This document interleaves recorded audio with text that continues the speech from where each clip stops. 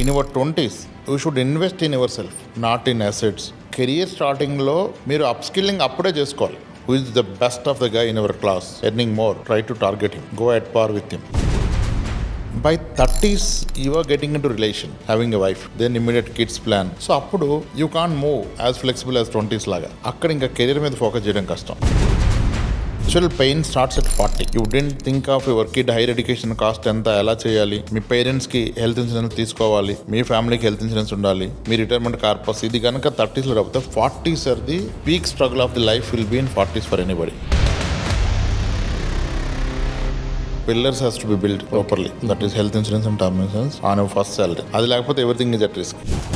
ఎప్పుడైతే నాకు ఇంకా జాబ్ రాదని తెలుస్తుందో people will try different thing. Job ఉంటే జాబ్లో ఆగిపోతారు. ఇప్పుడు కోవిడ్లో జాబ్ పోతే రియల్ ఎస్టేట్ స్టార్ట్ చేశారు కొంతమంది. They made crores. ఇప్పుడు ఇంకా they are never going back to job. Some time we never know, కొన్ని bad things will happen for a good future.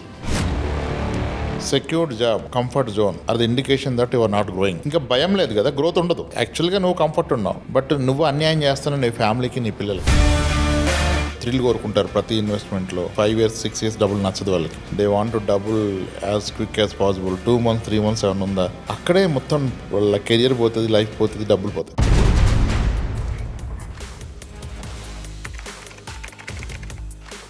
నమస్కారం, నేను Abhishek Ramappa. 20 years 30 years 40 years ఈ ఏజ్ విన్నప్పుడు ఆయా ఏజ్ ఓల్డ్లు ఫేస్ చేసే ఛాలెంజెస్ వేరు వేరు. కెరియర్ స్టార్టింగ్లో ఉంటారు, కెరియర్లో స్ట్రగుల్ చేస్తూ ఉంటారు, కెరియర్లో లీడర్షిప్ పొజిషన్ చేరుకుంటారు. ఎవ్రీ ఏజ్ గ్రూప్కి వాళ్ళ సెట్ ఆఫ్ ఛాలెంజెస్ ఉంటాయి. సో ఫినాన్షియల్ మిస్టేక్స్ ఆ ఛాలెంజెస్ ఎంత సివియర్ అవుతుందో డిసైడ్ చేస్తుంది.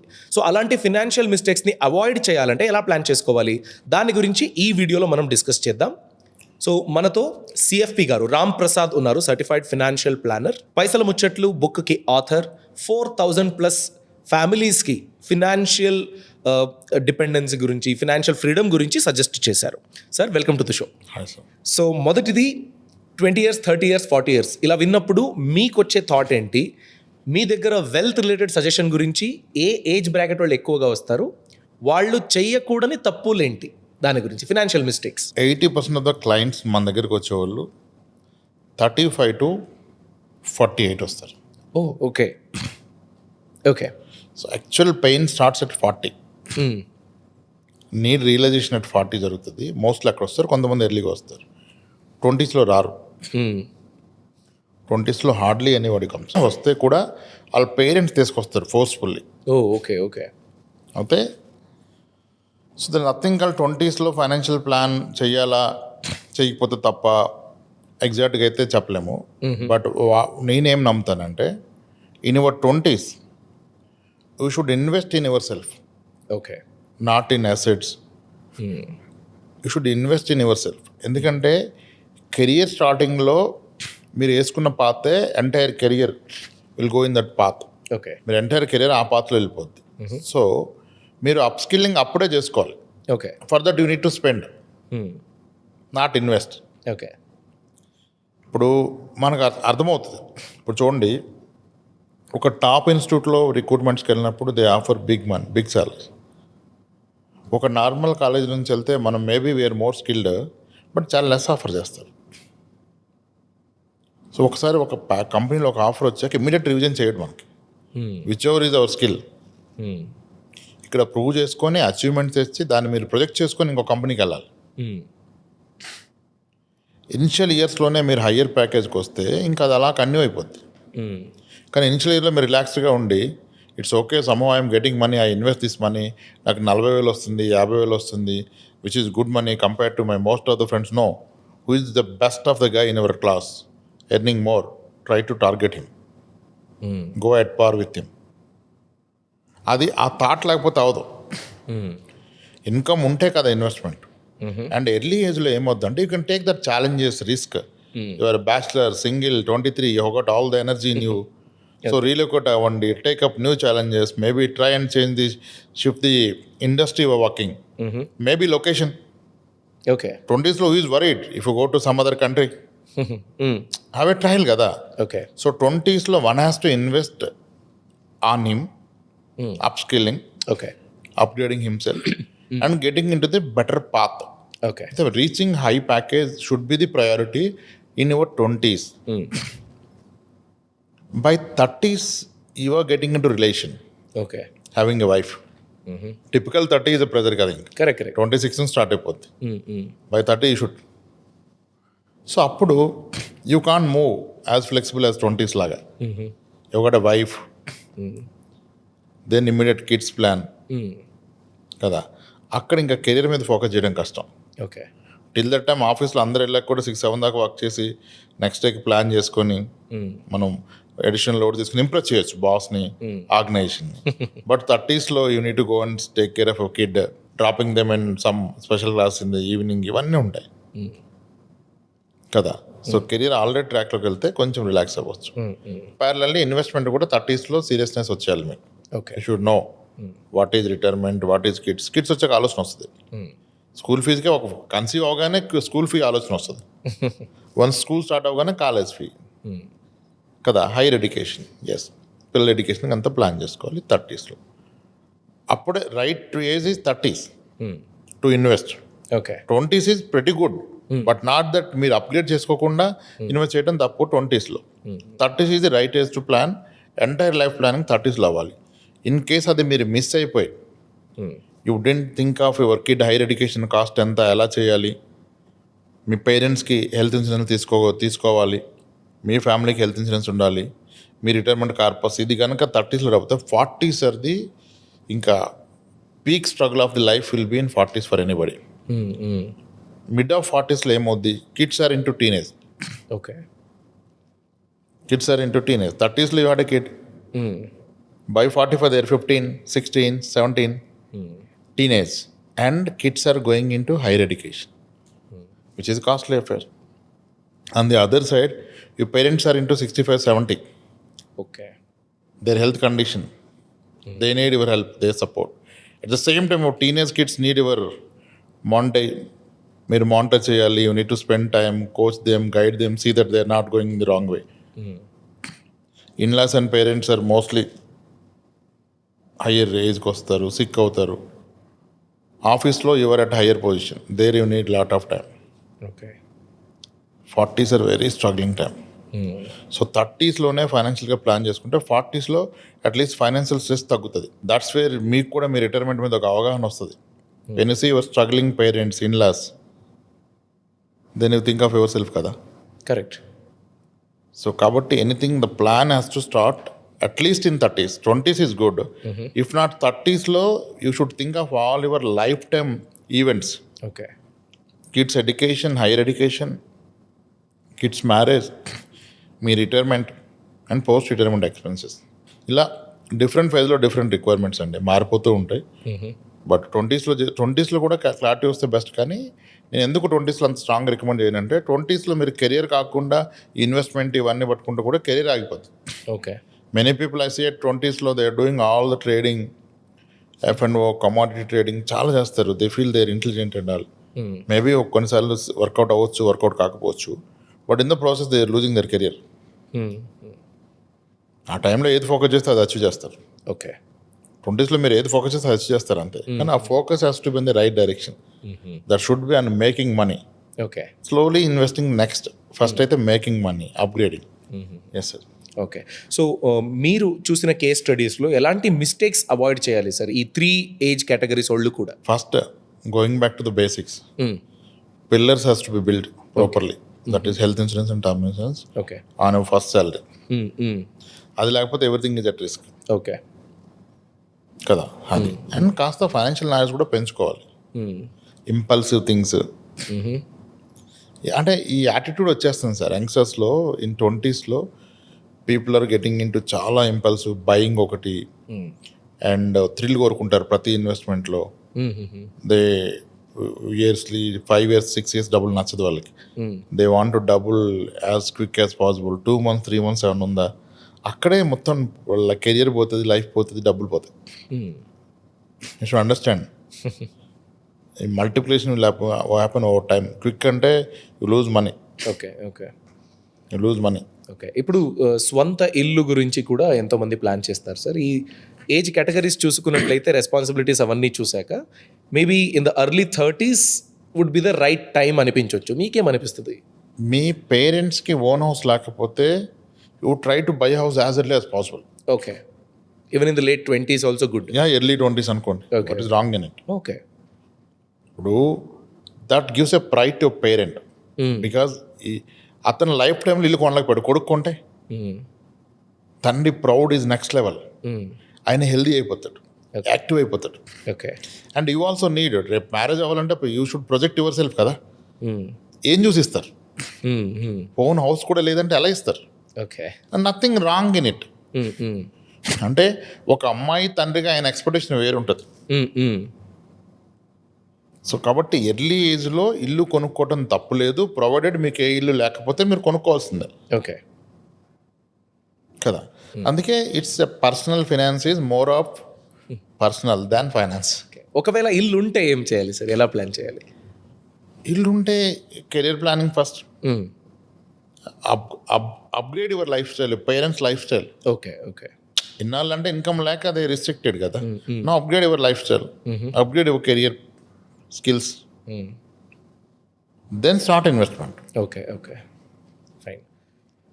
యూనివర్సల్గా మీరు చూసిన జనరల్ మనీ మిస్టేక్స్ సార్, మీరు చూసిన వరకు, అంటే ఈ ఏజ్ బ్రాకెట్స్ని తీసేసి ఇన్ జనరల్ మీరు చూసిన most common financial mistakes. The first investment is always getting into real estate. Real estate. Real ఎస్టేట్లో what real estate your buying, is that real estate going to work for you or you are going to work for that is the question. Income generating real estate is okay, okay. But dead asset కొనొద్దు, which is of no age, ఫ్యూచర్లో పెరుగుతుంది, నేను కొని పెడతాను, is wrong. Okay. Income generating real estate, అక్కడ you need to do a research. Don't go by అందరు చెప్పింది నమ్మొద్దు. ఎగ్జాంపుల్ సార్, ఇప్పుడు డెడ్ అసెట్కి కొన్ని ఎగ్జాంపుల్స్ చెప్పొచ్చా? Buying a land at a far distance where your expecting future growth, అది కొన్నాక that is dead asset, you get nothing out of it. Okay. Same అమౌంట్తో అట్లీస్ట్ అపార్ట్మెంట్ కొంటే you get around 3 to 4% rent. అదే commercial కొంటే maybe 6 to 7% rent. Okay. So beyond a point ఆ rent will give you some confidence కదా. Okay. Revenue generating assets మీద, revenue generating, income generating అసెట్సే పెట్టాలి. Okay. Okay. Dead assets పెట్టద్దు, పెరుగుతుంది అనేది భ్రమ.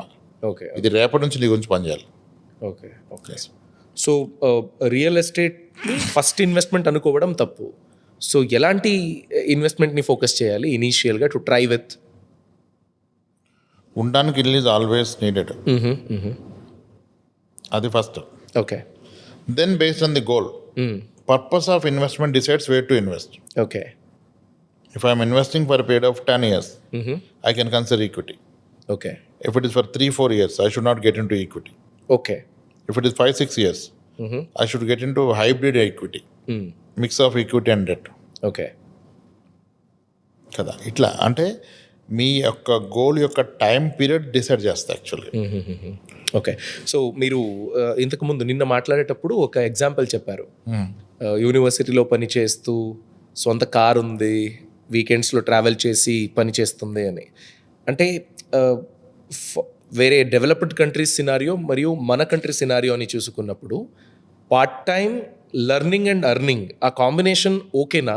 లేకపోతే చదివితే శ్రద్ధగా చదవండి, దాని తర్వాత ఎర్న్ చేసేది ఉంటుంది, ప్రాక్టికల్గా ఏంటి ఇండియాలో? ఇండియాలో చదివితే అంటే అన్ని కేసులు వర్కౌట్ అవట్లా. ఓకే. అంటే ఎడ్యుకేషన్ సిస్టమ్ ఎలా అయిందంటే it has become a not a talent test, it is become a memory test జరుగుతుంది. Okay. People having more memory may score well. Practical knowledge ఉన్న మెమరీ ఏజ్ లేకపోతే నువ్వు ఎగ్జామ్ మన exam pattern is like that. అక్కడ కొంతమంది academic qualification వాళ్ళు బాగా గ్రో అవుతున్నారు, దే మేకింగ్ మోర్ మనీ. కొంతమంది క్వాలిఫికేషన్ ఉంది కానీ కెరీర్లో గ్రోత్ ఉండట్లా. కొన్ని టాప్ ఇన్స్టిట్యూట్ చదివి స్కిల్ కూడా యాడ్ అయిన వాళ్ళు నెక్స్ట్ లెవెల్కి వెళ్ళిపోతున్నారు. సో ఇండియాలో అన్ని సిస్టమ్స్ డిఫరెంట్గా ఉన్నాయి. ఓకే. ఏది స్టాండర్డ్గా ఇదని చెప్పలేం. ఓకే. ఓకే. ప్రీమియర్ ఇన్స్టిట్యూట్లో చదివితే ఎస్ మెజారిటీ పీపుల్ సెటిలింగ్, కొంతమంది ఫెయిల్ అవుతున్నారు. ఓకే. కదా. ఫైన్. సో సిస్టమ్ అంటే మన సిస్టమ్ డిఫరెంట్గా ఉంది. ఇప్పుడు I have clients intermediate qualification లేకుండా per month 6 lakhs 8 lakhs earn చేస్తున్నారు డిఫరెంట్ బిజినెసెస్లో. మరి టాప్ ఎడ్యుకేషన్ ఉండి ఏం చేస్తున్నారు? ఓకే, అంటే మీరు ఇప్పుడు చెప్పిన క్లయింటల్ ఉన్నారు కదా, ఎందుకు వాళ్ళు సక్సెస్ఫుల్ అని మీకు అనిపిస్తుంది? అంటే they got in to business, లేకపోతే ఎమర్జింగ్ ట్రెండ్ని పట్టుకున్నారా? వై? ఎప్పుడైతే నాకు ఇంకా జాబ్ రాదని తెలుస్తుందో people will try different thing. Okay. Job ఉంటే జాబ్లో ఆగిపోతారు. ఇప్పుడు కోవిడ్లో జాబ్ పోతే రియల్ ఎస్టేట్ స్టార్ట్ చేశారు కొంతమంది, రియల్ ఎస్టేట్ ఏజెంట్గా. ఓకే. They made crores. ఇప్పుడు ఇంకా they are never going back to job. Some time we never know, కొన్ని bad things will happen for a good future. Okay. కానీ అక్కడ కొంతమంది రిగ్రెట్ ఆగిపోతారు. ఓకే. ఇప్పుడు ఆల్వేస్ ట్రై, ఏదో ఒకటి చేయాలి. ఓకే. చేస్తూ ఇంకా దాన్ని ఫుల్ హోల్ హార్టెడ్గా చేస్తూ పోతే you will see that growth. Okay. లేకపోతే కష్టం కదా, ఈ పార్ట్ టైం అటు ఇటు అవదు. Okay. So last question sir, మీరు మీ కెరియర్లో జాబ్ సెక్యూరిటీ గురించి మీ లెర్నింగ్స్ ఏంటి? జాబ్ సెక్యూరిటీ అనే ఒక కాన్సెప్ట్ ఉంటుందా? దాన్ని నమ్ముకోవాలా? లేకపోతే when you feel like okay నేను కంఫర్ట్ జోన్లో ఉన్నాను అన్నప్పుడు ట్రై సంథింగ్ ఎల్స్ అంటారా? What is your definition from your experience? Secured job, comfort zone are the indication that you are not growing. Okay. ఇంకా భయం లేదు కదా, గ్రోత్ ఉండదు. The day you feel secured you are not growing. Comfort means you're at more risk. Okay. కదా, ఇప్పుడు IC కొన్ని institutes ఉన్నాయి ఐటీలో, నేమ్ చేద్దాం, టీసీఎస్లోనే ఉన్నాను 19 yearsగా అంటారు. ఓకే. శాలరీ చూస్తే ఇంకా 1.5 lakh ఉంటుంది. బట్ ఇద్దరిని కలీగ్స్ 3 years చేసి మళ్ళీ షిఫ్ట్ చేసుకున్న వాళ్ళు, they went up to 4 lakhs per month, 3 lakhs per month, ఈ స్టిల్ ఎట్ 1,25,000. ఈ ఫీల్డ్స్కి సార్ మాది సెక్యూర్డ్ ఎన్విరాన్మెంట్, గవర్నమెంట్ జాబ్లా ఉంది. ఓకే. అది సో టెన్షన్ ఉండదు సార్, టెన్షన్ లేదు, గ్రోత్ కూడా లేదు కదా.